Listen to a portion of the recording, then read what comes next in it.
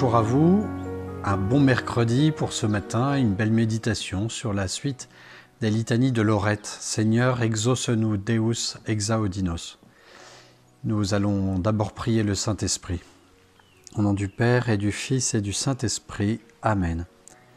Faites luire la lumière en nos esprits, répandez l'amour en nos cœurs, ce qu'il y a de faible en notre corps, affermissez-le par constante vigueur. Loin de nous, chassez l'ennemi. Donnez-nous promptement la paix. Guidez si bien nos pas que nous évitions tout mal. Faites-nous connaître le Père. Révélez-nous aussi le Fils, en vous-même, leur esprit à tous deux. Donnez-nous une foi constante. Gloire à Dieu le Père, à son Fils qui des morts est ressuscité, comme au défenseur pour les siècles des siècles. Amen. Ô Christ, exauce-nous. Effectivement, si nous le prions, c'est pour qu'il puisse accéder à nos demandes. Lorsqu'on a quelqu'un qu'on aime particulièrement et qu'on sait ce qu'il nous demande et qu'on a envie de l'exaucer, eh bien souvent on en rajoute.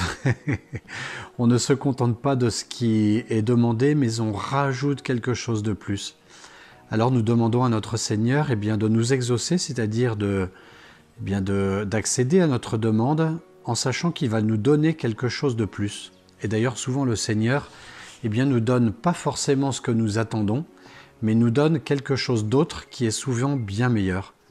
Et du coup, il nous faut ouvrir les yeux sur ce que nous demandons, et du coup, quel est le but ultime de ce que nous demandons. Vous voyez, par exemple, je peux très bien demander la guérison de quelqu'un, et puis finalement, cette personne ne guérit pas de cette maladie, mais je vais avoir une relation personnelle avec elle bien plus forte, et elle sera plus forte dans sa maladie, et du coup nous nous soutiendrons peut-être dans l'épreuve, mais avec des récompenses spirituelles bien plus importantes.